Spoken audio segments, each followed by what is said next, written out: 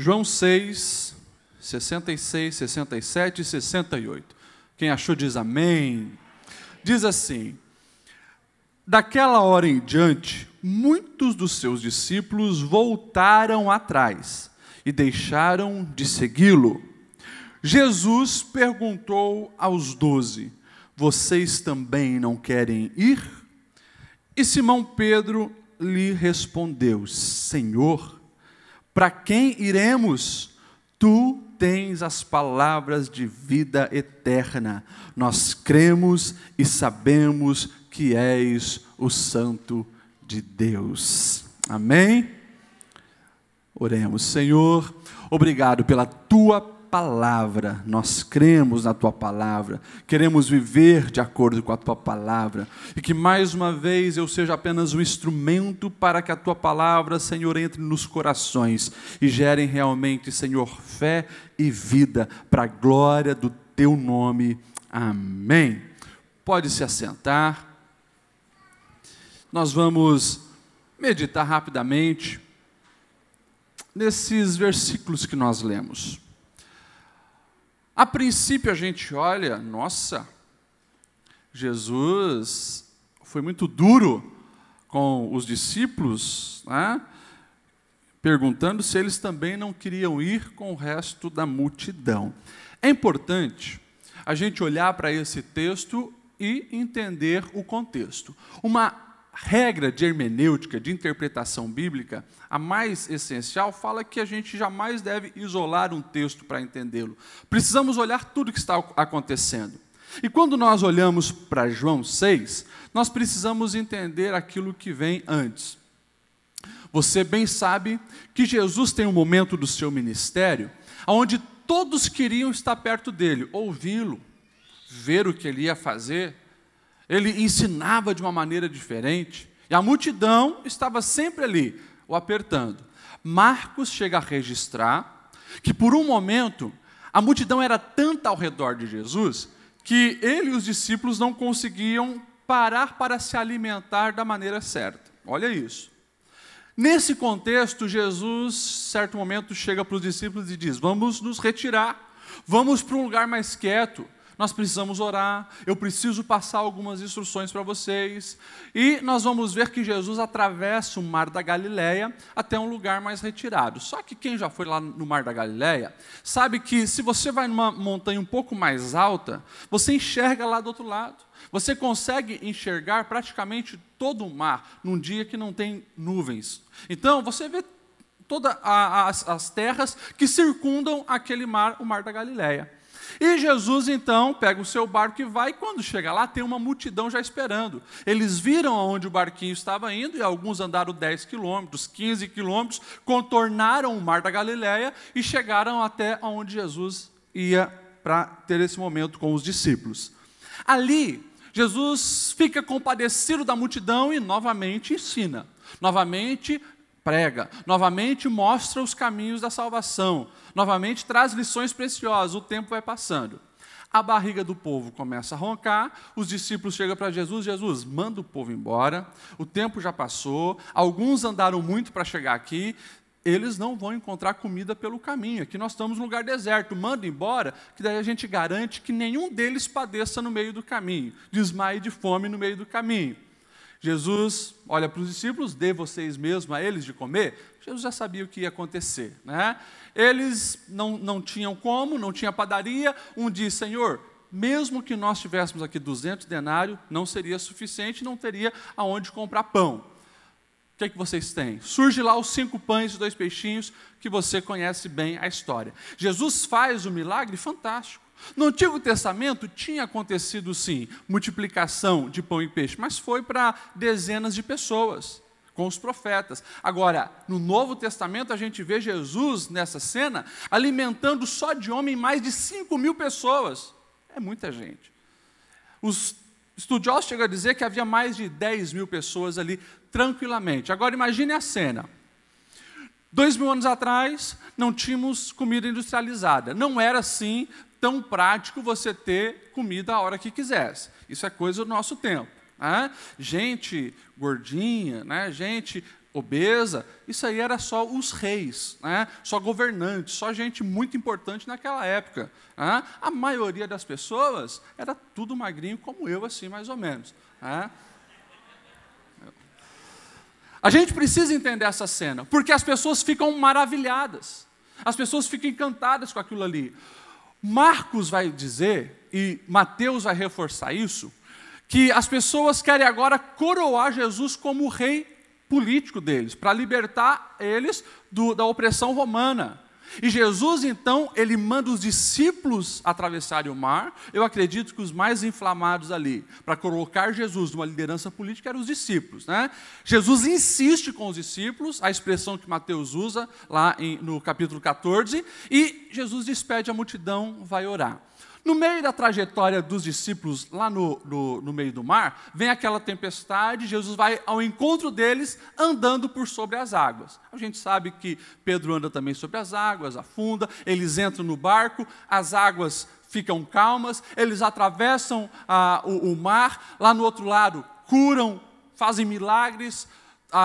Mateus chega a dizer que todos que tocavam em Jesus, lá do outro lado, ficaram curados. Você imagine, então, como estava aquele ambiente. Mas, o texto também vai dizer que algumas daquelas pessoas que encheram o estômago com os pães multiplicados, ficaram empolgadíssimos, mesmo depois que Jesus mandou eles se retirarem. E eles vão atrás de Jesus aonde Jesus estava. E agora Jesus está ali na região de Cafarnaum, e essas pessoas começam a procurar Jesus, mas com a exclusiva intenção de alimentar o corpo físico. As pessoas, elas literalmente começam a ir atrás de Jesus pelo benefício que ele poderia dar naquele momento. Então Jesus, ele engrossa um pouco o discurso. E se você ler todo o capítulo 6 do Evangelho de Jesus, segundo escreveu João, você vai se assustar com a dureza do discurso de Jesus. E Jesus, então, depois de dar aquele discurso muito duro, chamando as pessoas para um comprometimento maior, porque Jesus já tinha feito muitos milagres e eles insistiam no pão. Mas lá, quando foi o início do povo de Deus, o maná caiu do céu. Por que não dá também um sinal de novo para a gente, Jesus, para marcar o início da tua trajetória? Eles queriam pão. Então Jesus, depois daquele discurso, ele vê uma cena que se repete até os dias de hoje. E o verso 66 que nós vimos ali mostra isso. Daquela hora em diante, muitos dos seus seguidores voltaram atrás e deixaram de seguido. Jesus perguntou aos 12, ficaram os 12, vocês também não querem ir? E Simão Pedro, então, ele respondeu, Senhor, para quem iremos? Tu tens as palavras de vida eterna. Nós cremos e sabemos que és o Santo de Deus. 3 reações acontecem aqui com Jesus. Primeiro, são aqueles que nem querem conhecer, seguir e ver o que Jesus pode fazer. Muitos provavelmente ouviram falar de Jesus, mas não foram ao encontro dele.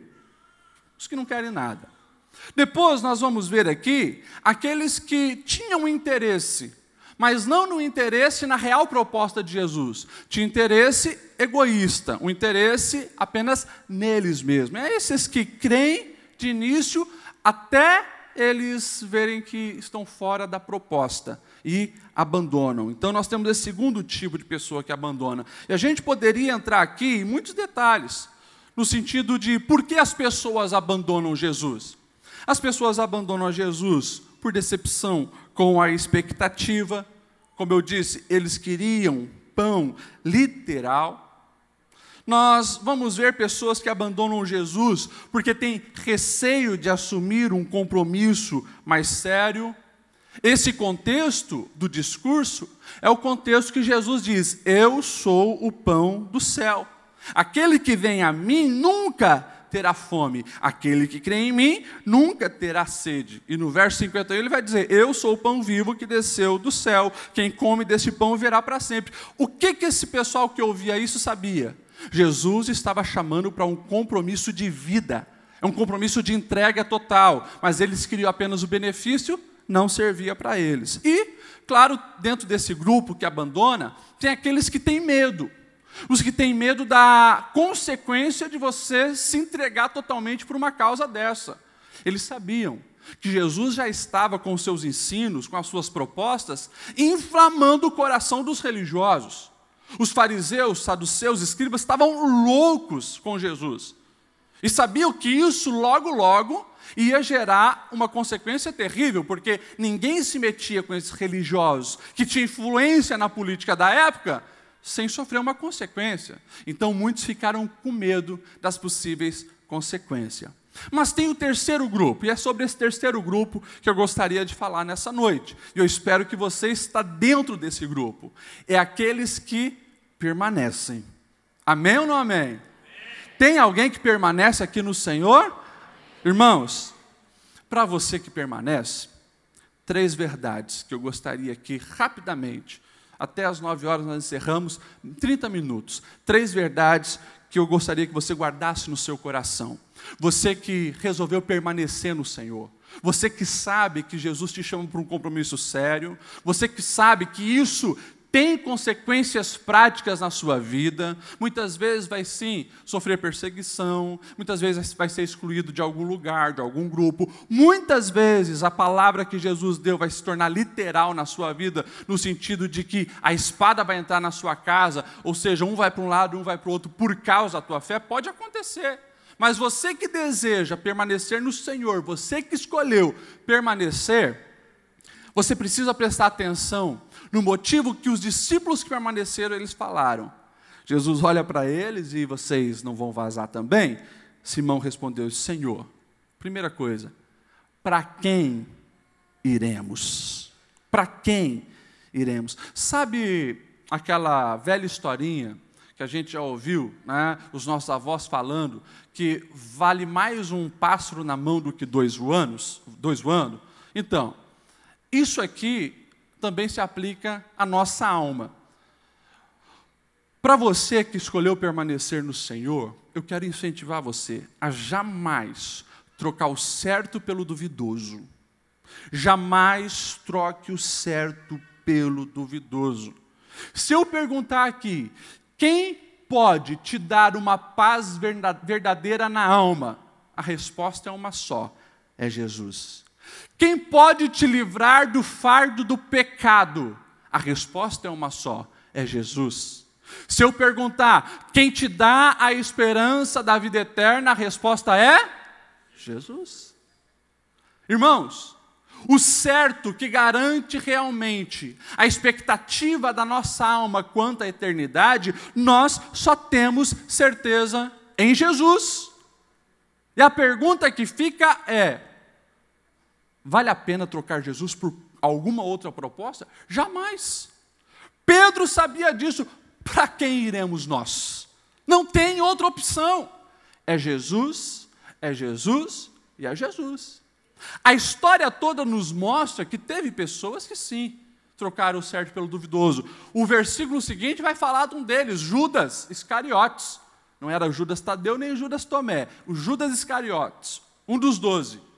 Nós sabemos que ele é aquele que decide trocar Jesus por uma falsa segurança financeira. 30 moedas de prata foi o valor que deram para ele trocar Jesus. E ele fez isso. Consequentemente, nós vamos ver nos evangelhos o inverso acontecendo. Nós temos alguém que trocou o incerto pelo certo. Quem que era? Zaqueu. Aquele que morava lá em Jericó, chefe dos publicanos, gastou a vida inteira adquirindo dinheiro, seguindo as propostas mundanas. Você precisa ser importante, você precisa ter uma segurança financeira onde você controla tudo. E ele fez isso, nem que precisou seguir os padrões do mundo, puxar o tapete de um, usar o outro como degrau. Foi fazendo isso, chegou um momento que o coração de Zaqueu estava vazio, até que ele encontra Jesus. E daí ele troca tudo que ele tem. Todas as propostas que ele achou que era certa, mas não levaram ele a nada, pelo contrário, levaram ele a um vazio no coração. E quando chega Jesus, ele recebe Jesus na sua casa, Jesus transforma aquela vida, e muda aquele homem. A partir daquele momento, Zaqueu chega a dizer, se eu fraudei alguém, roubei alguém, eu vou devolver 4 vezes mais. E vou dar para o povo. E vou distribuir isso aqui, porque isso aqui não me trouxe segurança. Ou seja, trocou o incerto pelo certo. Irmãos, que eu e você tenhamos na nossa vida essa atitude que Simão Pedro, representando os discípulos, teve. Para quem iremos nós? Tu, Senhor, tens as palavras de vida eterna. Você já parou para pensar nisso? Palavras de vida, nós estamos falando, eu creio nas Escrituras. E você pode ter certeza, escute isso, eu vou ser bem direto com você.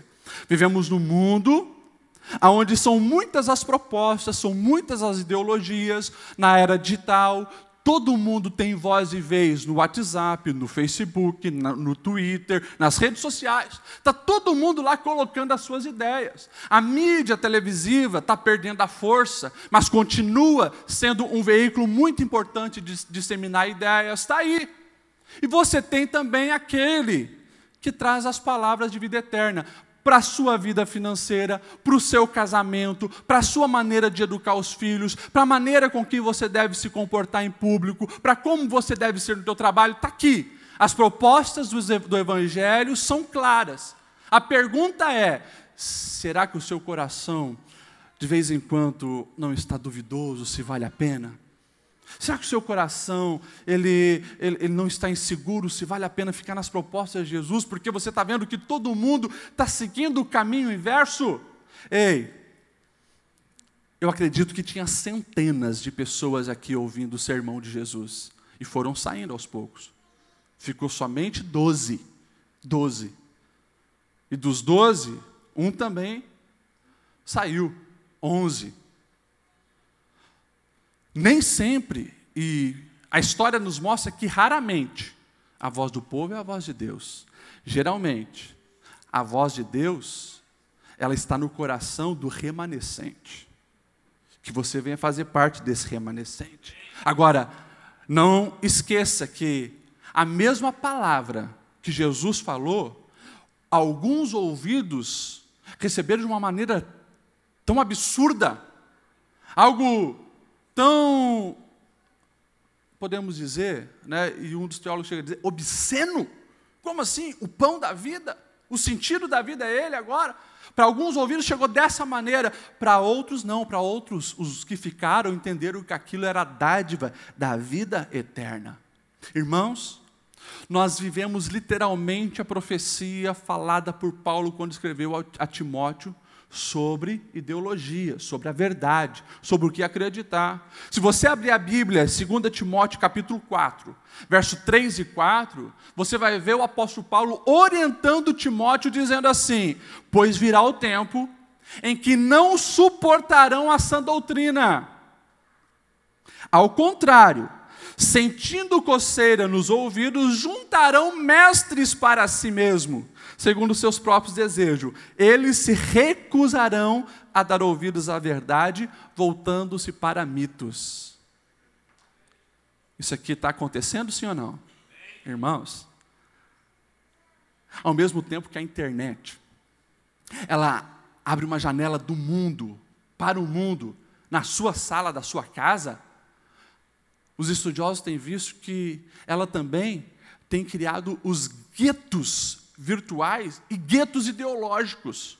As pessoas literalmente, elas estão se bloqueando para todo tipo de contradição e elas apenas ouvem aquele youtuber que fala o que ela gosta de ouvir.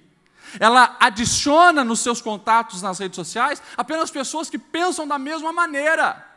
Consequentemente, está aqui. As pessoas juntarão para si mestres e viverão numa redoma de vidro independente, se estão no certo ou se estão no caminho errado.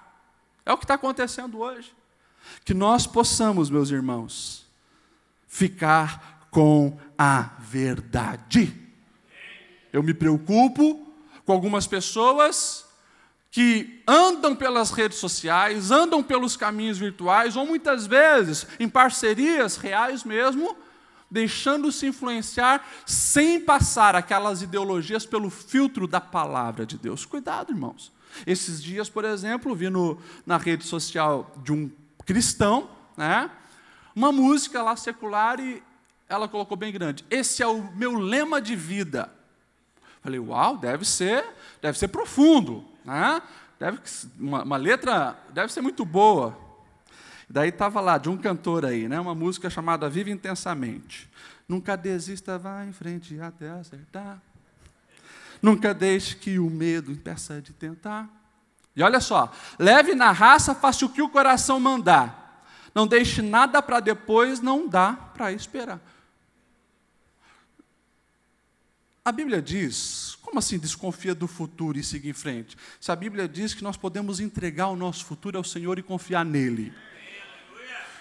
Como assim? Leve na raça, faça o que o coração mandar. Se a palavra diz que o coração é mais enganoso que qualquer coisa, e a sua doença é incurável.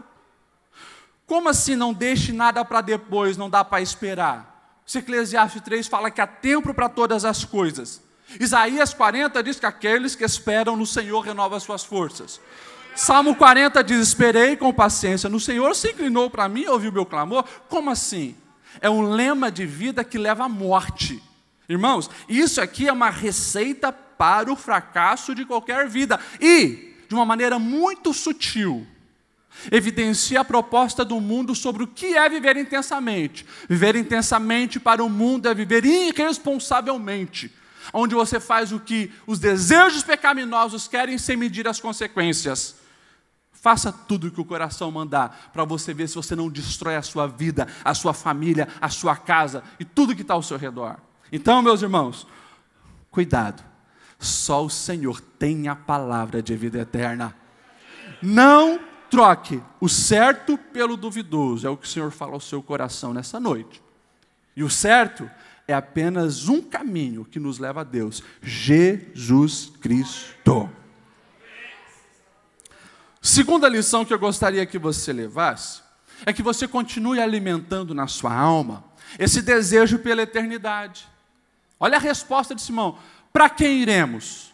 Tu, somente tu, tens as palavras de vida eterna. Pedro evidencia o que eles queriam.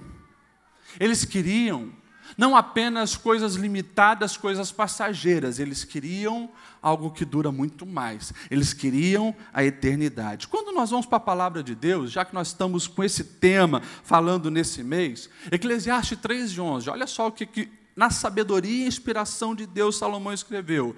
Deus fez tudo apropriado ao seu tempo. Também pôs no coração do homem o anseio pela eternidade.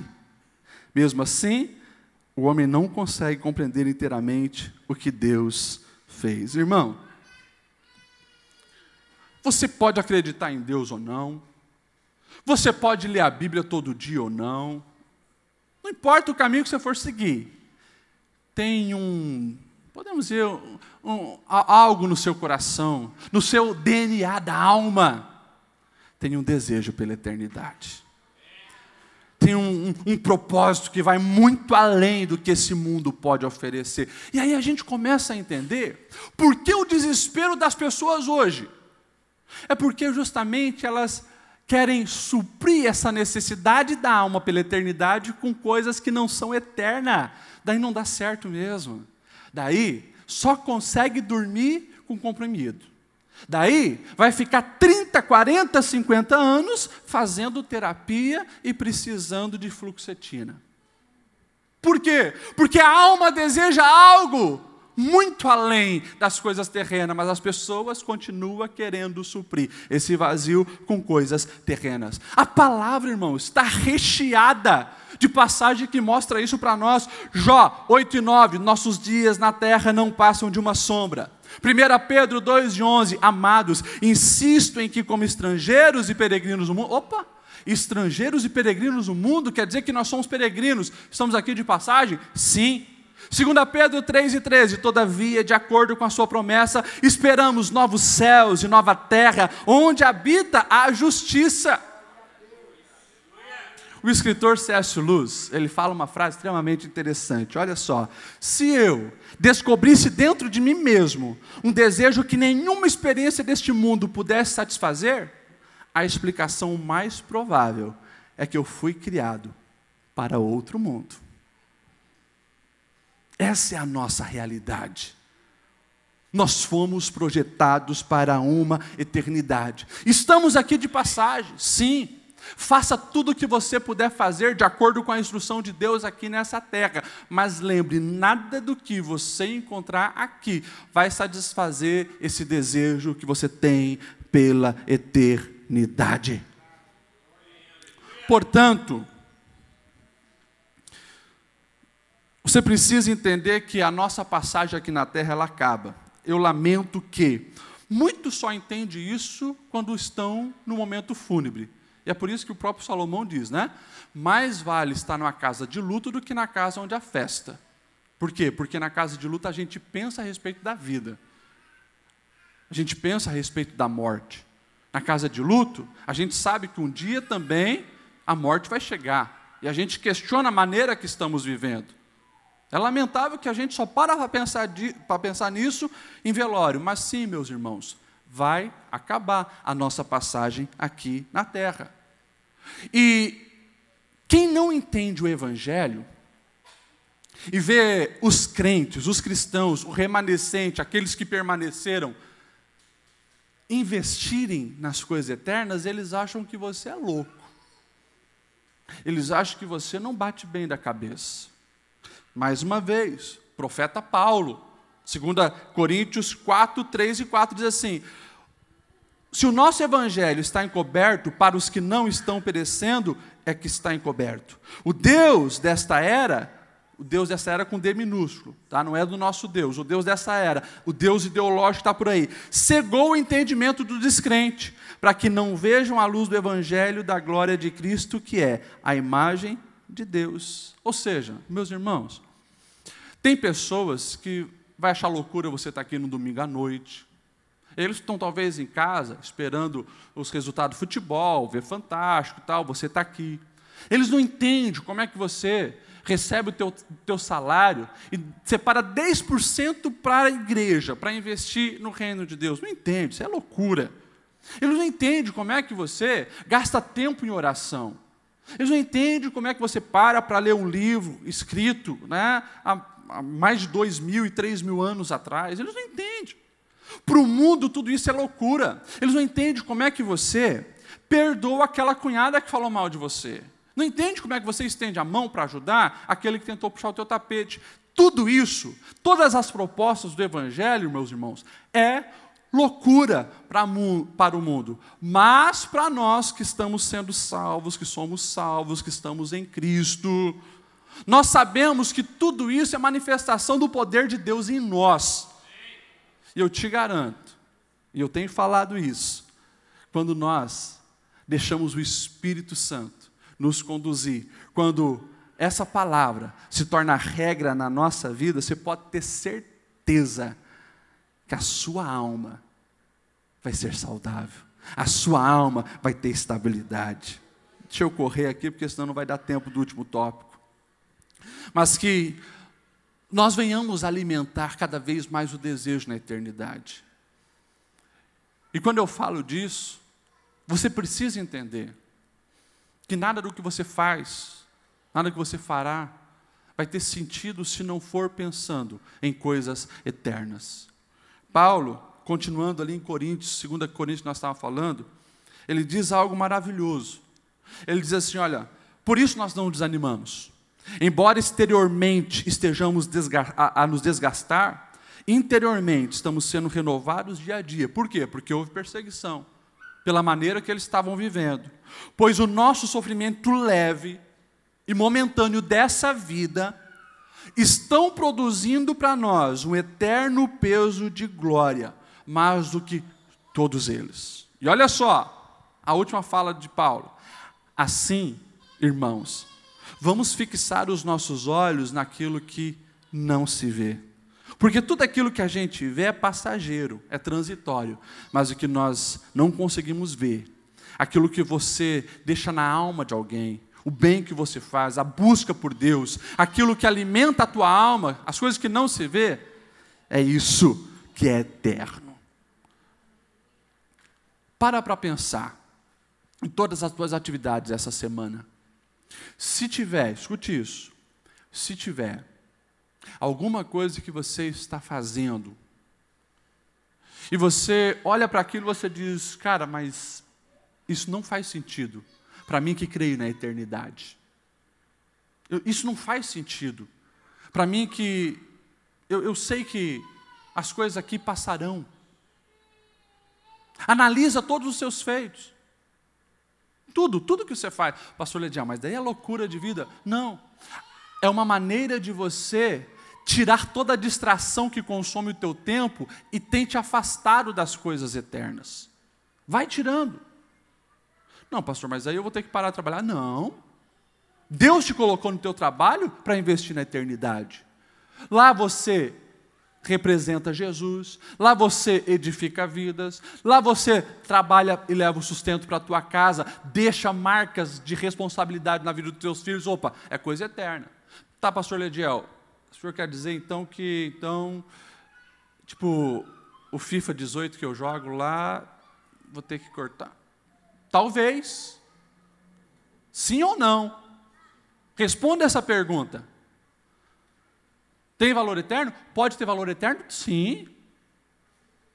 Equilibrado, se está, digamos, te relaxando, está te fazendo ter comunhão com alguém no momento lá de brincar, tudo bem. Agora, se aquilo dominou o teu coração, te tirou tempo de orar, tempo de meditar na palavra, tempo de estender a mão para o próximo, tempo de visitar alguém que precisa, cuidado. Mas é assim que a gente precisa viver, perguntando se tudo que eu estou fazendo está resultando na glória de Deus e tem valor eterno. E eu lembro você, o que tem valor eterno? Jesus respondeu, amarás o Senhor acima de tudo, de todos, de todo o coração, alma, entendimento, com tudo que você aí tem, e o teu próximo como a ti mesmo. Ou seja, é aqui e aqui, é vidas. Se a gente levar a sério isso, meus irmãos, você pode ter certeza, a avareza não te domina, a corrupção não te domina, a mentira, a lascívia, todas as obras da carne perdem a força quando você investe nas coisas do Espírito, que é o que tem valor eterno. Amém ou não amém? Deixa eu ir para o último tópico. Aqueles que permanecem, eles precisam também deixar que as palavras de vida eterna dominem a sua vida. Irmãos, eu tenho falado diversas vezes aqui que todos nós, somos moldados por aquilo que nós acreditamos. Isso é uma coisa totalmente certa. Por exemplo, você está aqui hoje porque você acredita que deveria vir à igreja. Inconscientemente, lá no teu subconsciente, inconsciente, você veio para cá porque você sabe que deve adorar a Deus, você veio buscar um renovo espiritual, você veio ouvir uma palavra, se fortalecer para caminhar essa semana. Ou seja, você está aqui porque tem alguma crença inconsciente aí na sua mente. Pode ter certeza disso. Pastor Lediel, se eu te confessar, eu vim aqui só para ver uma menina. Você veio porque acredita nisso. Acredita que aqui tem uma menina boa que vai, quem sabe, gerar um bom casamento. Você veio, pela intenção errada, mas veio. Mas tem uma crença por trás disso. Tudo que nós fazemos na vida tem uma crença por trás. Isso é algo lógico e básico da psicologia. Vou dar um exemplo para vocês. Né? Se eu estiver andando numa rua com um amigo, né? Por exemplo, vou pegar o exemplo do pastor Abimael. Né? O pastor Abimael, meu amigo. Eu sei que ele gosta de cachorro e tem 2 cachorros grandão lá. Né? Se eu estiver andando na rua e eu e ele dermos de cara com um pitbull solto, é bem provável que eu vou virar um ninja. Irmão, vocês vão ver um gordinho subir em árvore. Por quê? A minha crença é aquele bicho é perigoso. E inconsciente, os meus traumas de infância, quando eu fui mordido por cachorro, e tinha medo de cachorro lá atrás, vão pesar. E essa vai ser a minha reação. Ele conhece os cachorros. Ele sabe como tratar os cachorros. É bem provável que a reação dele vai ser diferente da minha, porque a crença nele naquela situação é diferente da minha. É assim. A vida é assim. Tudo que nós fizemos tem um gatilho por trás das nossas crenças. Tá? Agora, quando nós olhamos para a palavra de Deus, meus irmãos, a gente não pode ser apenas conhecedor da palavra de Deus. A gente não pode ser apenas expositor da palavra de Deus. Nós precisamos crer. Nós precisamos confiar. Eu acho lindo a resposta que Pedro deu. Para onde iremos nós? Tu tens as palavras de vida eterna. E daí eles seguiram Jesus aquele tempo todo, ele vai dizer: nós cremos e nós sabemos que tu és o Santo de Deus. Meus irmãos, pega a Bíblia de ponta a ponta. Você vai ver que Noé construiu a arca porque ele creu na palavra do Senhor. Aquilo mudou toda a sua maneira de viver. Você vai ver que Abraão saiu da sua terra e foi para uma terra desconhecida porque ele creu na palavra do Senhor. Você vai ver que Moisés aceita, mesmo no início contrariando, porque se achava muito incapaz, mas ele aceita o desafio de voltar para o Egito e libertar o povo, porque ele creu na palavra do Senhor. Nós vamos ver Davi enfrentar Golias porque ele cria na palavra do Senhor. E a pergunta é: como é que você está enfrentando a vida?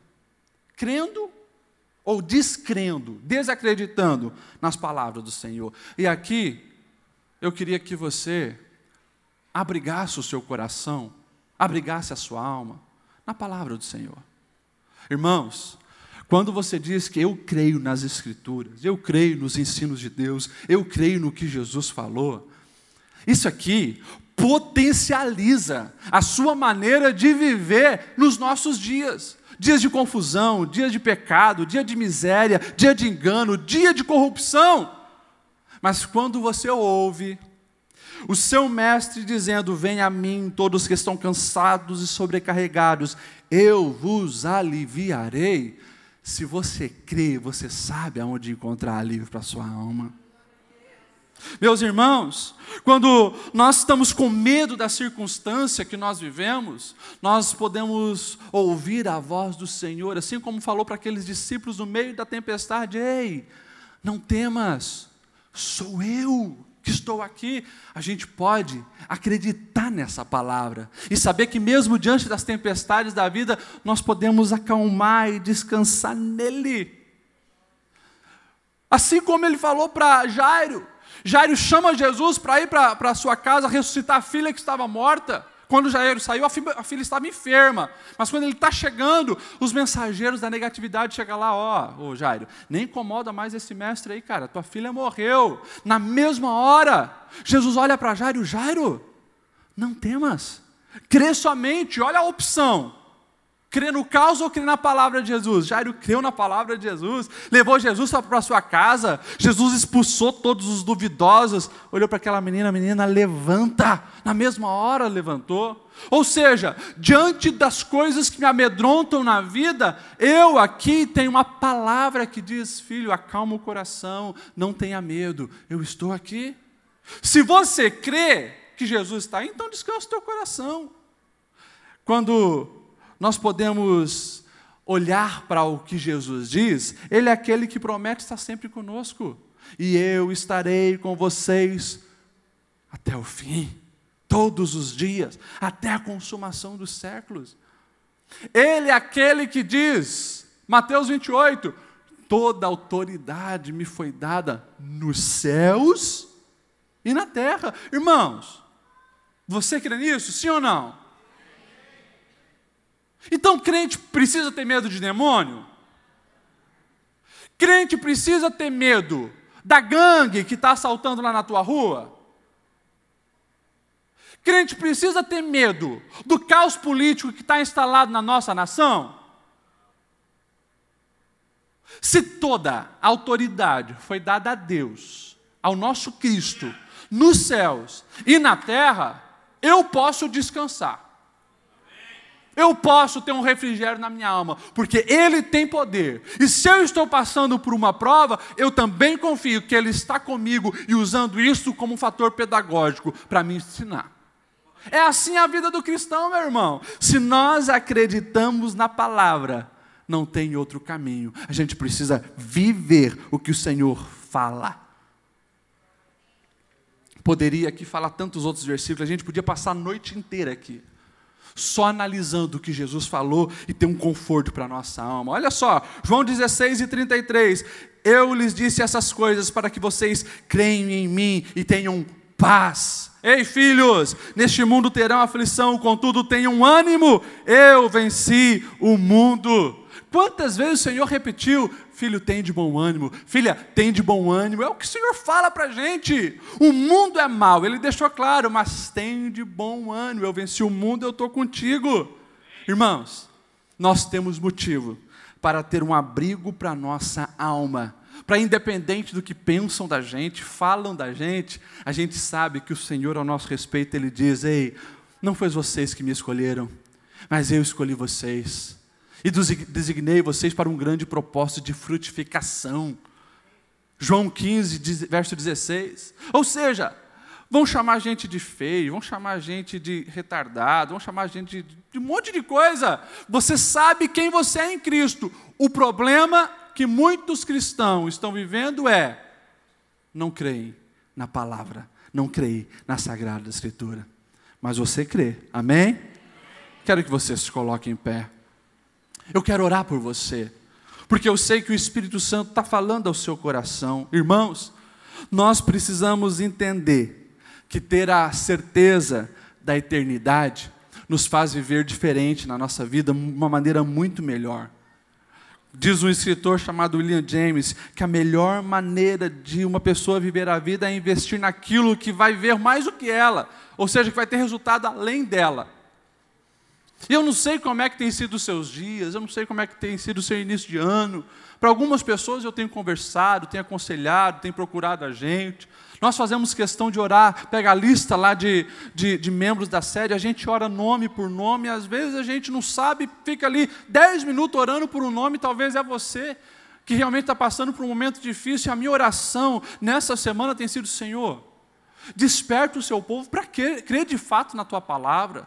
E que isso esteja impregnado no nosso coração, a ponto das nossas atitudes ser diferente. Seja nos momentos bons, nos momentos ruins, que a Tua palavra, Senhor, esteja com a gente. E se a palavra estiver em nós, meus irmãos, você se torna uma potência na mão do Senhor. Nada pode te derrubar, nada vai te destruir. Você pode ter certeza que o Senhor te guarda, te cuida, e pode ter certeza que você pode caminhar de cabeça erguida, porque o Senhor está contigo. E essa talvez, no mundo louco que a gente vive, é a única forma coerente da gente conseguir andar de cabeça erguida. É a única forma coerente da gente ter uma alma saudável. É a palavra germinando e frutificando dentro de nós. Você está aqui hoje e você reconhece, não, pastor Lediel, realmente, eu conheço a palavra, conheço há anos as histórias da Bíblia, mas diante de algumas situações da vida, eu estou me sentindo fraco. Eu preciso que o Espírito Santo, Ele destrava aquilo que está travado na minha mente. Eu preciso frutificar, enfrentar os desafios com a palavra aqui no meu coração e na minha mente. Se você quer uma oração especial, sai do seu lugar, vem aqui na frente, que eu quero abençoar a sua vida nesse momento.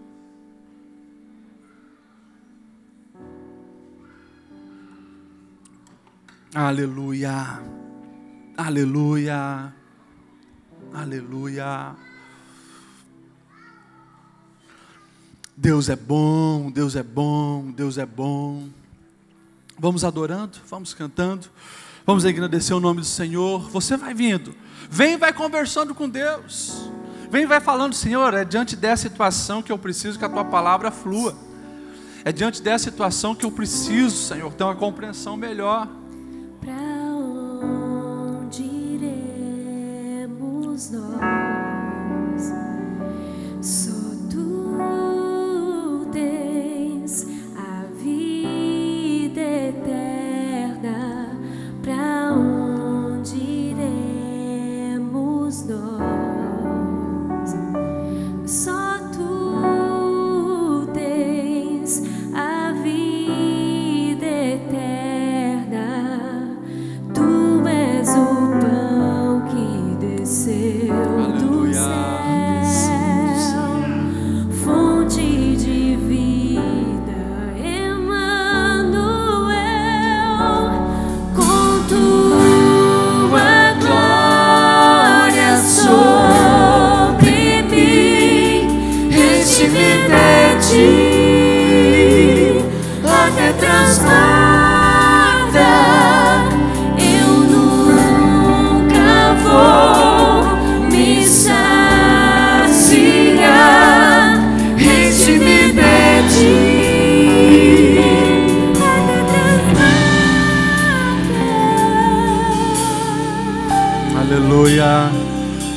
o Espírito venha encher a sua vida. Aleluia, Tu és, Senhor, fonte de vida.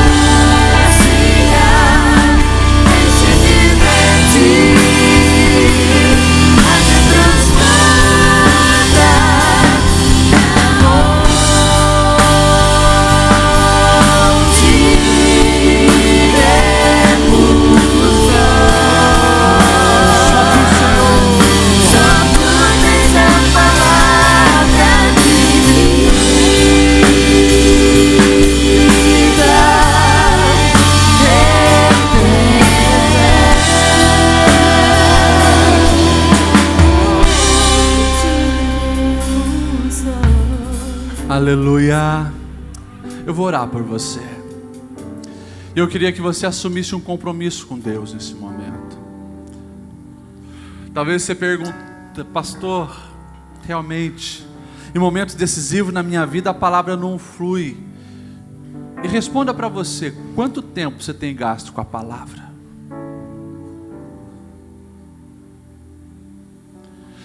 É uma coisa lógica, mas é uma coisa que tem impedido de muito crente transbordar, como a gente acabou de cantar.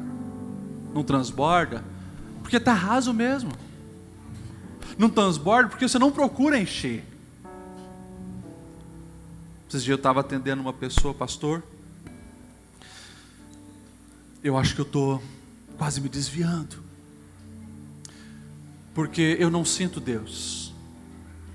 Pastor, eu vou na igreja, eu canto, mas...